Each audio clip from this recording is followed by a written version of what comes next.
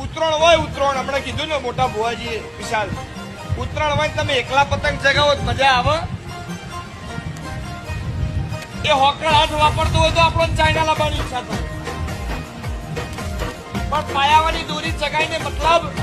નહીં હથિયાર તો દરેક જોડે હોય ઈમ દેવ દરેક જોડે હોય પણ દેવ જો ધાર જેવું ના હોય ને તો દેવું નકામું છે એ દેવરું મજબૂત